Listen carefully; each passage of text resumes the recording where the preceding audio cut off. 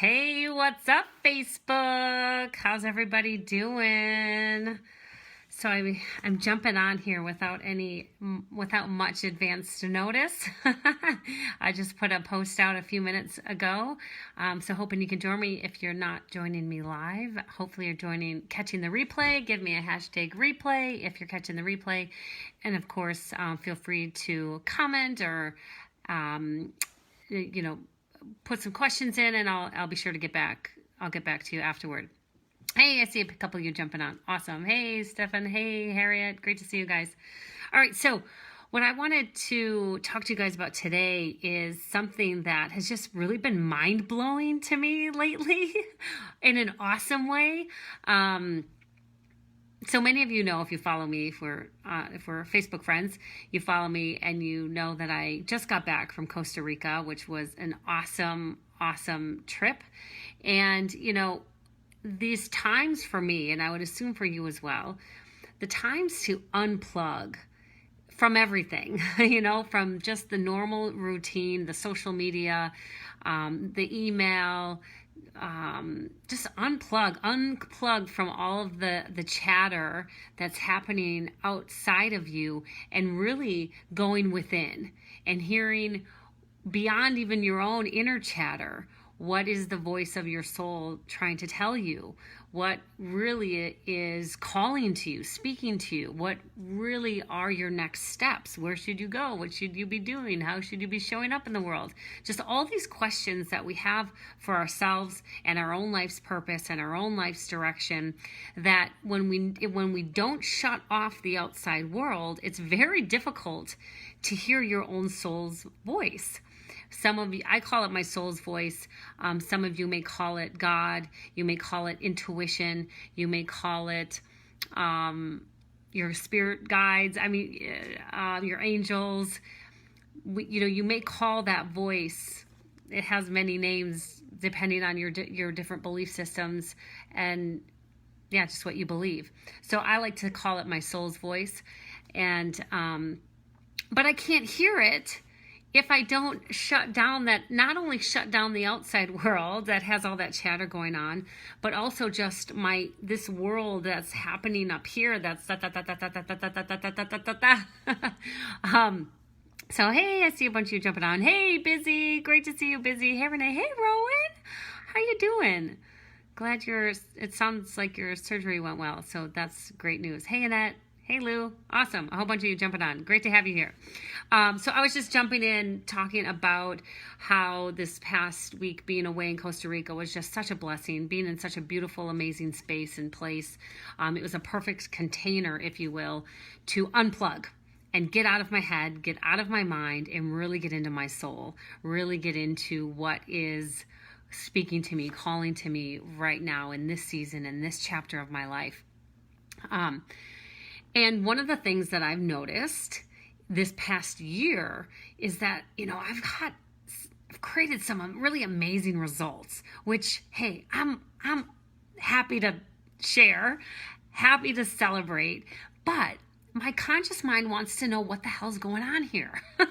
What are you doing? Like, what's going on that you're creating these awesomely unimaginable, beyond my imagination results? Like, what's going on here? And my conscious mind, my critical conscious mind wants to, you know, brush it off as just luck, as a fluke, as, really like, oh, I just got lucky. And my soul knows better. But my critical mind keeps trying to pop in there and take it away and negate it as if it was just luck or chance. And so I've really been tuning in this whole year, and tuning in, like really wanting to understand, like, how on earth am I creating these awesomely unimaginable results beyond my wildest dreams? And let me just give you a couple examples of what I'm talking about. This year, I've broken more records of my own than I even thought possible. I've set goals for myself and broken them. I've set stretch goals for myself and broken them. And again, I'm like, this is awesome, but what's going on here? Like, how is this happening? And, getting just ideal clients, building my dream team, breaking financial goals, traveling to these amazing places, meeting these amazing people, and also, getting to spend time with my family and my kids and dropping my daughter off at preschool and picking her up at preschool. Those little things too that are the biggest things that are my world. So again, it's like, okay, this is cool and this is awesome, but what's going on, right? What's going on here? And not to mention just what I've been doing, but noticing my clients having some really kick-ass, awesome results and being like, okay, this is really cool because now we're reproducing it.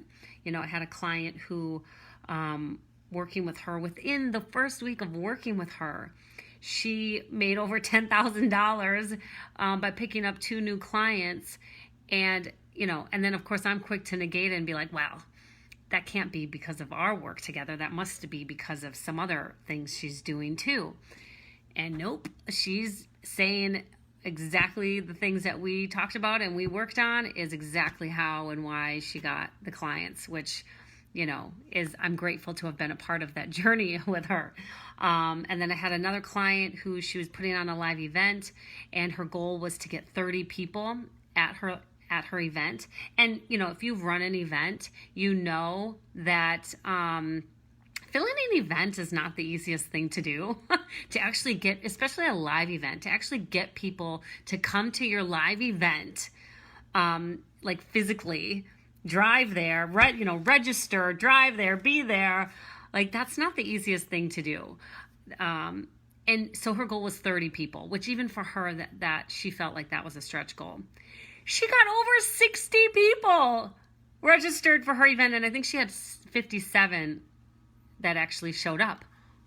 Like, her goal was 30 people, okay? Her goal was 30, and she got 57 to show up. I think she had over 60 that actually registered, but 57 showed up. That's crazy. Like, what's going on here? I had another client who just something totally not even business related was personal. That was an issue. That was really a huge block for her and her family. Literally overnight, resolved. Woke up, got the phone call, done. It's over. What's going on? What's going on? Yeah. So I share that with you because I want you to know it's not just me. I'm not sitting up here just saying, hey, look at what I did. But really that this is happening for my clients too. And thinking, what's going on here?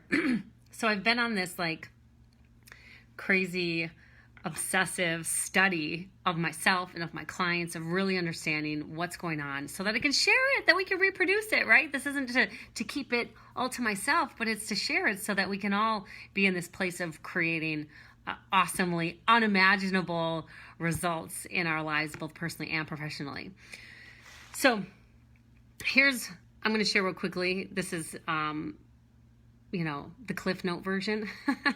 Happy to share more of it with you as we have more time. But just for today, I want to give you the Cliff Note kind of version of what I've extracted from this experience that I'm experiencing, as well as what my clients are experiencing. And I see a bunch of you jumping on. So hi, Gina. Hey, Jesse. Long time no see. Hey, Susan. Hey, Tracy. Great to see you guys. Hey, Thomas. Lots of you jumping on. Hey, Wayne. Awesome. Okay. So here's number one, okay? The number one starting point to all of this magic and miracles, to all of this awesomely unimaginable, holy shit, pinch me, is this really happening life, is number one, hands down, you must get in alignment with your higher self. What does that mean? Get in alignment with your highest self. This is the part of you that is not this. It's not the 3D physical self. It's the higher self. It's the spiritual self. It's the part of you, the part of your soul that is here for a reason, that has a purpose, that has a calling. You are not here by accident. It's not by chance.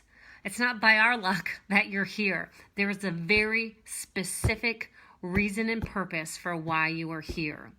And so number one is to become aware of it because then number two is to align yourself with it. Here's what I see the epidemic in the world right now is everyone trying to be somebody else. Everybody trying to fit into some mold, to fit in. And because our soul also desires connection with others, that wants validation that we're like normal. We try to fit in. We try to be like everybody else. We see what's working for them and we think that must be how we're supposed to do it. We see, oh, that's how they have all those friends and money and the life that we think we want, so then I must go do it just like they did. Or even worse yet, there's nothing wrong, I guess, with modeling, like seeing a model, but it's making sure you're following that model for the right reasons. Okay, it's not just to follow it for superficial reasons, but if there's somebody who has modeled before you something that you feel called to, that you feel is also your life's purpose, there's similarities there. There's nothing wrong with modeling somebody or having a mentor or having somebody show you the way. It's just making sure it's for the right reasons, okay? Chasing someone else's goals or results for validation, for recognition, for approval, for security, for just wanting to be liked, the people pleaser in us, for the fear of rejection, the fear of the unknown. Like if you're chasing something for any of those reasons, don't do it. Stop, abort. It's not going to work. You may temporarily get some results, but you will struggle to maintain it and grow it, and you will also you won't be fulfilled. There will be no fulfillment. There will be no richness in those results. So, it's okay. So alignment, getting in alignment with your highest, greatest self, which is really getting in alignment with your soul, getting in alignment with your greatest purpose. Now, hey Barbara, hey Rosalind, hey Julie, yay, hey Gina. So the question is, what is that? What is my soul's greatest purpose? What is my highest self? And that is an answer that cannot be answered out here, but must be answered in here. And that's why, unplugging, going to Costa Rica for a week was just so amazing and rich for me, because it actually gave me quite a bit of validation and confirmation that I was on the right track. And that really the only things that were out of alignment are the places where I'm holding back, are the places where I too shift and alter my behavior and shift and alter how I show up to be liked, for approval, for security, because I'm afraid of rejection or the unknown. And noticing and recognizing that those were the greatest and biggest things that are keeping me from the things that I say I want the most. So, all right. Is that making sense? Number one is get in alignment with your highest, greatest self, which is your purpose, with your soul, with the divinity within you. And again, the biggest question is how to do that, which I won't cover on this Facebook Live, but that's something that I work with all my clients on in all of my programs. So if you ever come to work with me, that's like where we start. We always start with what is your purpose. Okay, so number one is get in alignment with that. Get in alignment with it. Number two is then to align your life with your highest self, with your purpose, what that means is to align your purpose with your standards. They shouldn't be like this. They should like this. Align your purpose with your standards. And I've chosen the words specifically standards instead of the word boundaries. Some people might say now have boundaries, create a life that is in alignment with your purpose, means you have boundaries. You have things you say yes to, things that you say no to, and you're very clear on what those things are, because either it's in alignment with your highest self or it's not in alignment with your highest self. It's either in alignment with your purpose and your calling and your vision of what you're creating, or it's not. And so it becomes very easy to know what to say yes to and what to say no to. And so I think many people would call those things boundaries, but I'm going to call them standards, because to me, a boundary implies like walls. It implies I need boundaries in place to protect. And I think of aligning with your highest self according to your standards is more elevating. It's more, I have these standards in place so that I can radiate. There's no walls here, but rather there's a platform. And in order for me to stand on that platform and radiate my gifts, my brilliance, my purpose, to radiate my highest and greatest self into this world and make the greatest impact and make the greatest difference, I can't be behind a boundary. So again, it's semantics. And for me, energetically, it feels different to say boundary versus standards. Standards, I feel elevated. Boundaries, I feel like I need to be protected from the evil out there. Where standards are, I'm on the mountaintop and I'm radiating, and these are the standards that I need to stand on and stand up for in order for me to radiate, in order for me to stay on top of the mountain and share and radiate and shine and make the greatest impact. Do you feel the difference? Do you guys feel the difference there? Again, it's the semantics thing. If you prefer boundaries, go with that word. Align your purpose with boundaries. I like standards. Now, when you do, Pat, boundaries to me equals boxed in. Yeah, it's. I don't like it. I don't like it either. So here's the other thing with boundaries and standards, specifically standards. Standards, when you're standing up for something and you're standing in alignment with what you believe in, this is where you radiate truth and integrity. And this is where if you don't have standards, you're not going to be in alignment with your truth, and you're going to be out of integrity.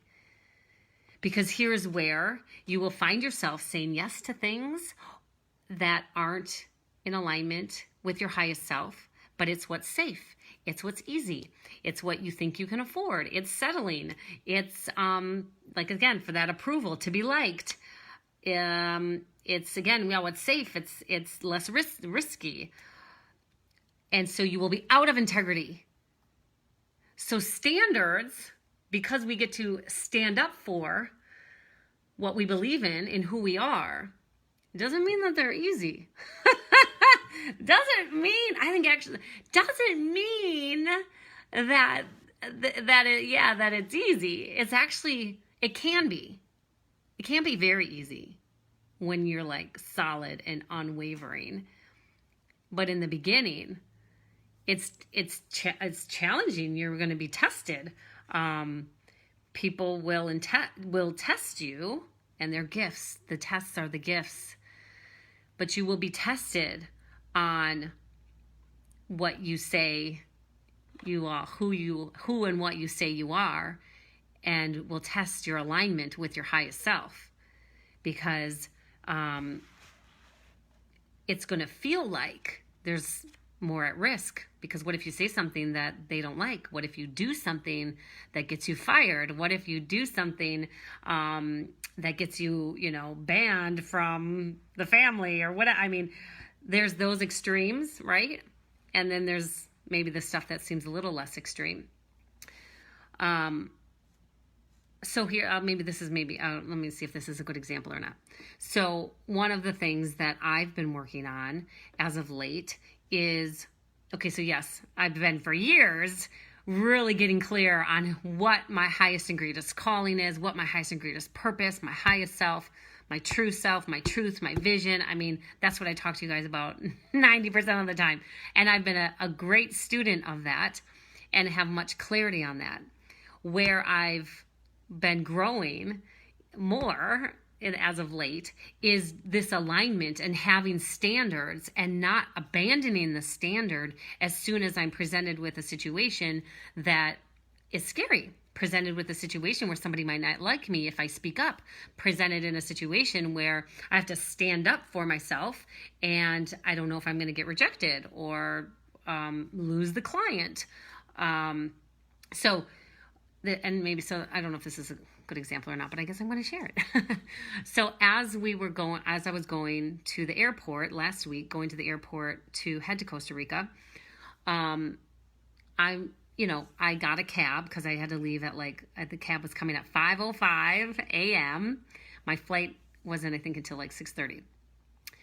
But if you book a cab, most likely you're going to book a cab at the time that you need, knowing the distance from your home to the airport and then what time your flight is, right? I mean, I'm not going to have the cab come 20 minutes earlier if I don't need that extra. I'm going to sleep that extra 20 minutes, right?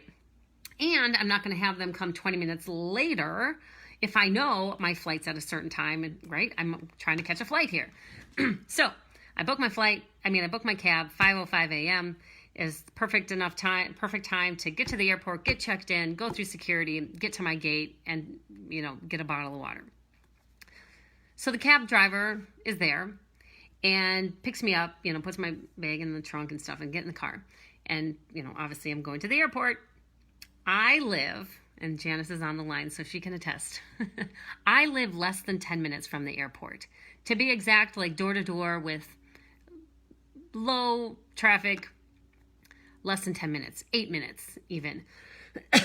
And on a busy day, it's maybe 10 minutes. And I live 10 minutes from the airport, so I know how to get to the airport. All right, so the cab driver, he starts to pull out of our driveway, and he's going down the street, and he's about to turn left. And I said, no, you can turn right. Like Glenwood Avenue is right down there. You turn right to get to Glenwood Avenue to get to the airport. So that, and he was like, oh, really? Isn't Glenwood Avenue this way? Well, yeah, you could get to Glenwood Avenue that way, but then you're going like 3 blocks in the opposite direction to loop around. So I was like, no, take a right. Glenwood Avenue's that way. So he, kind of reluctantly, I don't know if he didn't believe me that I knew how to get to the airport. I don't know. So he turns and he did it. So we get to Glenwood Avenue. We're going down. And now there's a fork in the road. You can either get on the freeway or you can take a left and there's like a back road. No, it's not a back road. It's a road, a regular street road, but it comes in like a different entrance to the airport. Or you can take the freeway and go all the way around to get to the airport.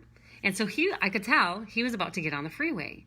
And I said, and that would have added like another 10 minutes onto the ride. And so I said, no, you can take a left here. You can take a left because there's an airport entrance right around the corner over here. And in my mind, okay, so I realize it's a 10-minute ride to the airport. In my mind, I'm thinking, all right, is it really that big of a deal to say something? It's just going to add 10 more minutes. I'm really probably not going to miss my flight. Do I really say anything? Let the guy get, an extra $10 or $5 or whatever that's going to be added onto the trip. And I thought, no, I'm the customer here. I set a time to be picked up and I expect to be dropped off at the airport within, 10 minutes because that's when I booked the cab. My expectation was, considering there would be next to no traffic at 5 a.m, I expect to be at the airport 10 minutes later. But the nice Melissa was like, do I say anything? Do I just go the long route? Do I end up just paying him more money? And I recognized this right here, being in alignment with your high integrity with myself, integrity and speaking my truth to myself first and foremost. So anyways, I tell the guy to turn to the left. He wanted to go the long route. He said to me, which I thought was hilarious. He says to me, well, ma'am, like, this is such a short ride. How do you expect that I make any money? Oh, I'm so sorry. I'm sorry I only live 10 minutes from the airport. And that this was a short cab ride. And I said to him, well, I'm the customer. Shouldn't your greatest interest should be in getting me to the airport on time, right? And he's like, yeah, but it's such a short trip and you're having me take all these shortcuts already. And I'm like, yeah, I'm the customer. And I booked you to come at 5:05 specifically because I knew I was only 10 minutes away from the airport. And so he and I are kind of having this back and forth, chatter, argument. And then he just said, fine, it's fine. And the reason why I bring up such a little example, okay, because this is the everyday stuff. The everyday stuff is what matters when the big stuff happens. If you're not practicing in your everyday little examples of speaking your truth, being in integrity with what you know you deserve, with what you know that you are deserve, but with what your desires are and your vision is. When we start to just be nice this so that we don't ruffle any feathers, and we be nice this and we don't say something here to not ruffle any feathers, and we step back and we hesitate because we don't want to, be seen as crazy. We don't want to be seen as loud. We don't want to be seen as, out there. All those little things, not speaking up, to the cashier at the coffee shop, not speaking up to the cab driver, letting people stomp all over you so that they, get their money and cheat you out of getting you to the airport in 10 minutes. All those little things that when the big stuff happens of being in integrity, you think you're going to really make the choice to be in integrity with the big stuff? Hell no, because you haven't been practicing. You haven't been flexing the muscle for when it's time for the big stuff. You're not going to do it. So, does that make sense? Give me some thumbs up. My life has flipped out because of this. And I know for good, Dana Hildebrand is saying that my life has flipped out because of this. And I know that she's saying that as a good thing. And she said, I did this at Starbucks everywhere. Yes. Awesome. Thank you, Dana, for validating that, because it's in the Starbucks. It's with the cab driver that it really matters. So don't dismiss and marginalize the little stuff about what your standards are and expectations, because then when it's the big stuff comes, you're not going to do it. What do they say? They say make a big deal of the little stuff so that the little stuff doesn't become the big stuff. And that's kind of what I'm saying here. Okay, so that's number 2. So number 1 was align with your highest, greatest self and purpose, your soul. Number 2 was to now align with your standards, which is to align with your integrity and your truth and your desires. Don't hold back. Speak your truth. Now, number 3, here's a big one. They're all huge, but this is so huge. Once you feel like you have the clarity of knowing what your purpose is, you have the clarity of what your standards are, and you're enforcing them, you're living them. Number 3 is, if you don't do this one, you're doing a lot of extra work and not going to get the results that you really want. So number 3 is to stay wide open to receiving.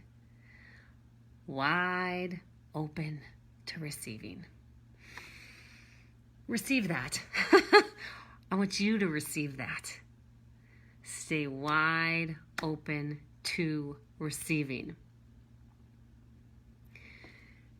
We work so hard and we put so much out there, and we make sure everybody else has what they need, what they want, their needs are met. And then when it comes to us, it's like we're like wilted over and exhausted and tired, and then we're wondering why things aren't going our way.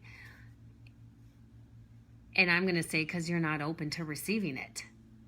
If you're doing the first two, if you're in alignment with your highest self, if you are in alignment, you have your standards, you're speaking your truth, and you're in integrity, but you're not really receiving awesomely unimaginable results, there's a part of you that's closed off to the receiving. There's some part of you that is not open enough to the receiving. Energetically, you may be thinking you are. You may be thinking, yes, I want it. I want new clients. I want more money. I want better relationships. I want more time. I want more freedom. You might be thinking you want it, but energetically, you're closed off to it because you think you need to do it all yourself. Here's the little stuff. Remember, we're talking about the little stuff. The little stuff here of not being open to receiving is, not letting somebody open the door for you. Not letting somebody, not receiving a compliment. Even to have somebody say something nice and then you negate the compliment of, no, I know, well, you're great too. Oh, you're so great. You're so amazing. Oh, well, thank you. Yeah, but you're great and amazing too. And we don't even receive that compliment. We just push it right back. Those are the little ways that you're closed off to the receiving. And so when the big stuff is headed your way, nope. Close. We close it off. So here, where we can start to practice being open to the receiving, creating an opening, creating a space. Take the compliment. Let somebody open the door for you. Let somebody cook you a meal. Let somebody drive you somewhere. Let somebody, when somebody, offers you anything, receive it. Say yes to it. Practice the muscle of receiving with the little stuff, so as the big stuff comes your way, there's an opening. You've created space to receive. The other place that this is just in self-care. If you're not taking care of yourself, and you can receive from yourself. You can receive from yourself of just creating some space, your own space, to take a bath, to go for a walk, to watch television. The devil, right? We say, oh, television's so bad. Hey, maybe you want to watch it just to veg out and have a few laughs. Allow yourself that, but you have to allow yourself to receive that. The worst is when you allow yourself to watch some TV or indulge in some ice cream or whatever, and you feel guilty about every single moment of it. That's not receiving. That is not receiving. That's like, punching the guy who opens the door for you. Like, what? What's that? So being open to, and so I'll just say that as an affirmation that I am totally, fully, 100% open to receiving the awesomely unimaginable.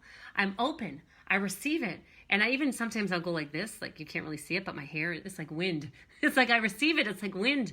I welcome the awesomely unimaginable. What does awesomely unimaginable mean? That means unimaginable, like you couldn't even think of it in your mind. It's beyond your thoughts. It's beyond your wildest dreams. And it's awesome. It's the stuff that you go, oh my God, I can't believe this is happening. Like awesome. Not like, oh, that was cool. Oh, sweet. That rocked. No, it's like, that was awesome.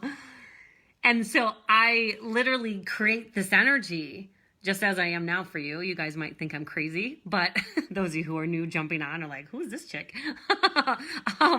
But that's the energy of, oh my gosh, did this just happen? This is awesome. That's the energy that I'm talking about here, about being open to receiving. But then I practice it with the self-care, practice it with letting somebody help me, practice it with receiving compliments. The other way I practice it is to do it through creating space in my mind, what that looks like is more like some meditation, some prayer. But it's not about getting the thoughts going. It's about actually slowing down the thoughts and asking a very intentional question, like, who am I supposed to reach out to today? Who needs to hear my message today? And then listening and receiving the answer. Oh. That's where God starts to speak to us. But he can't speak to us. Well, actually, he's always speaking to us, but you can't hear it if you don't create the space to receive it. So, creating the space in your mind to ask an intentional question and let your soul, let God, let your intuition speak to you, and then you receive it. The best way to receive that is then, number 4, is to act on it. To take inspired action. So, so number 3 is you're creating the space. You're staying open to receiving. And if you're not open, you're creating an opening. And then when you create the space and the opening, you receive it if somebody's offering it. And number 4 is then you take action, inspired action on it. So when you create the space to ask, who am I supposed to reach out to today? Who needs to hear my message today? And you get the name comes to you, you need to act on it. You must act on it. If you don't act on it, you are then, again, creating a closing. It's just like getting the compliment. It's just like getting somebody offering you something. And instead of taking it and enjoying it and loving it, you're pushing it away. God just spoke to you and told you who to call, and you're not going to do it? Say what? Like, what? So number 4 is you must act on the inspired insight, the inspired actionable item that's coming to you. You must act on it. And here's the deal is, yeah, I'll get to that in a second. Jenna is saying, am I saying your name right, Jenna? Is it's easier for me to give than receive. Yes. And I'll get to that in one second. What was I going to say first about action? Oh, sometimes that action, the insight that says call so-and-so, isn't going to make sense. Actually, a lot of times it's not going to make sense. And then your mind is going to be like, well, that they're so busy. They got 3 kids. They just got back from vacation, or they're so busy. They work 3 jobs. Like, I'm not going to reach out to them. No, you reach out to them. Well, I got so much on my plate today. I got so many things to do. How am I going to squeeze that in? You squeeze it in. You make it happen. If you need to put something off until tomorrow, you put something off until tomorrow. Well, I can't afford that. I don't have the money for that. Like, oh, I can't say yes to that. When every cell in your body is screaming at you to say yes, and your mind is trying to talk you out of saying yes, you say yes. You find a way. You borrow the money. You go earn it. You go sell something on eBay. You do what you need to do. If every cell in your body is screaming at you to say yes to something, and you say no, and you make up some story and some excuse as to why you can't do it? Really? Really? Yeah. That is the quickest way to non-awesomely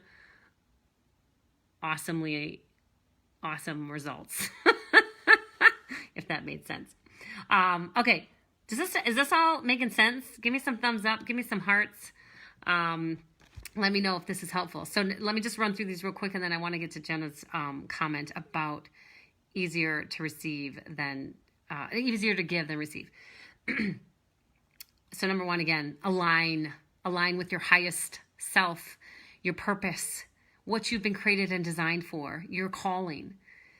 Number 2 is align your highest calling with your highest standards. This is about being in alignment with your integrity and your truth. Number 3 is to stay open, wide open to receiving the awesomely unimaginable. Now, I like to say stay open to the awesomely unimaginable Because sometimes if you just say, I'm going to stay open for anything and everything, I'm going to stay open to the unimaginable, you just got to be careful what you wish for. Because sometimes the unimaginable isn't always so awesome. So just be careful what you're asking for. Be specific and say, I want the awesomely kick-ass unimaginable. That's what I want. Okay. And then number 4 is taking action, taking the inspired action. Stuff doesn't happen. It happens through you, right? You guys know this. It happens through you. You are the conduit to it realizing in physical form.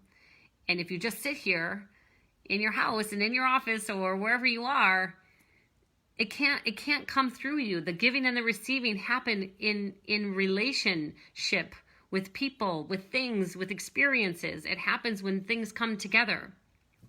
By isolating or separating yourself from the taking action part, it can't happen. Can't happen. So, okay. Those are the 4. Okay, so I wanted to get to what Jenna was saying about it's much easier to give than receive. Yes, for many of us it is. And it's because we've been conditioned to believe that giving is better than receiving. And so that's the first thing. We've been conditioned to think and believe that it's better to give than it is to receive. And I believe that both are just as valuable. They're polar opposites of one another. To give and to receive, that's the polarity, the opposites. But they both bear tremendous value. Tremendous value. And one's value isn't greater than the other. And the key is there's the polarity, but there's the balance of the polarity. So if you just give, and not receive, it's not that there's anything bad with giving. The bad part is that there's no balance. You're out of balance. And so you're not able to experience the joy of what it feels like to give. There is great joy in giving. There's tremendous joy in being able to give. But then there's not the balance of what it feels like and the value of the receiving. And what tends to happen is the more we give, the more we start to devalue the receiving, because we're conditioned to believe that the value is in the giving and not in the receiving. And so then there may be a belief system that develops that says, I'm not worthy of receiving. See, I never receive. It never happens for me. Great things just don't come my way. And we start to internalize it as if there's something wrong with us, when really we're just not an open channel for the receiving. We're not practicing it. It's an undeveloped muscle. There's a lack of belief and conditioning that values the receiving. So of course your life is going to be a reflection of, I don't receive. I don't receive well. I never, things are hard for me. I have to work really, really, really, really, really hard for great things to happen. And we continue to affirm that that's how life is, when really life doesn't need to be that way. It's just an underdeveloped muscle. There's a lack of belief in seeing the value in the receiving, but you can very quickly shift that. There is the value in this is, probably elementary for many of you, but there's great value in the receiving on both ends. One is we get to receive something of a desire, reaching a goal, making some money, meeting an awesome person, receiving a compliment, some affirmation, some recognition. Like, that feels good to receive it. But guess what? It also feels good for the person who's giving it. So when we cut ourselves off from receiving, we actually are denying the other side of the coin of the person to give to us. And so it's the cycle. It's the polarity, but it's like they're puzzle pieces that fit together, and one without the other is incomplete. one without the other denies one side of the coin. So to see the value in the receiving, not just the action of, now see, some of you I already know are going to start to want to receive just because it makes the other person feel good. Well, I can't deny them of giving me a compliment. I can't deny them of spending their money to work with me. And still, you've programmed yourself to make it about the other person. And I'm saying there's nothing wrong with that, but it's out of balance. You can make it about the other person and how awesome it is to allow someone the experience of giving, and you just happen to be on the other end of receiving it, which feels nice, but you're making it about that other person, or we make it about us, how awesome it feels to give. However, when we do that, excuse me, the biggest, when we make it the receiving part really about the giving part, when we make the receiving part really about the other person, we're actually denying ourselves the worthiness, the loving ourselves, the self-love, the self-worthiness of, I am worthy of that. I'm worthy of a day full of compliments and offerings and successes. When you deny making it about yourself, you're cutting off your own self-love, your own self-worthiness, that you actually deserve what's coming your way. You actually deserve the great and amazing things that people are saying about you, doing for you, hiring you, opening doors for you, complimenting you. Like, you deserve that. If somebody's saying it to you, I hope they're not saying it to you to, because they think they're supposed to. They're saying it to you because they believe it. They're saying it to you because you've done something to impact their life enough for them to say how amazing you are. Or you've done something enough for them to want to spend money with you and send money your way. You've done something enough that even if it's just your appearance and they say, wow, you look amazing. You've done something in their own experience to have them look at you and see beauty and want to comment on it. So to deny yourself of fully receiving that is to chop yourself off, stab yourself in the heart of your own self-love, your own self-worthiness, your own realizing the impact of when you live in alignment with your highest and greatest self, the impact that you have on people. It's pretty freaking amazing. And people are commenting on that. They're spending money with you. They want to be around you. They want to open doors for you. Receive that. Receive that. Give thanks for that. So if any of you are struggling with the receiving part and the giving part, you got down pat, but it's the receiving part, here's where I would encourage you to take a look at, not even take a look at, you don't even need to dig and find the gunk necessarily. I would just say to start saying, thank you. I received that. Thank you. I received that. Thank you. I appreciate that. Thank you. It's your appreciation and your love for what's coming your way, and the appreciation and your love for you that will just continue to have it snowball and have more of it come your way. Have more of it because you're open for it. You can't come your way if you're not open for it, if you're negating it and dismissing it and closing the door and slamming the door on it. It can't come your way. The more you keep the doors open, the windows open, and you stand out on the front door and you receive it, guess what? More comes. More comes. And the more you appreciate all of it, the more you'll love receiving. Receiving is really fun.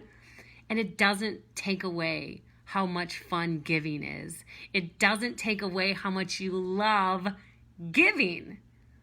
That's, I think there's a fear there of if I start loving the receiving, then I'm going to stop giving. Or I'm going to love the receiving, then I'm going to become an egotistical bitch and I'm going to be mean to people. No, no, no, no. Because I receive, that makes me selfish. That makes me egoic. That makes me whatever.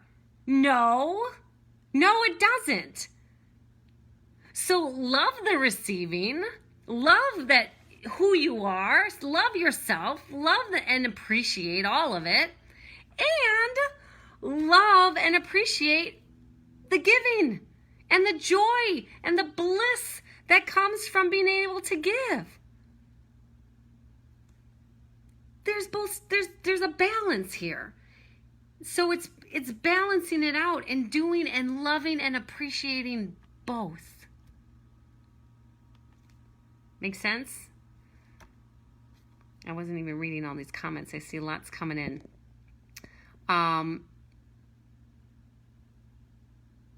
Thanks, Rosalind. She receives this message. Yay! Great way to practice.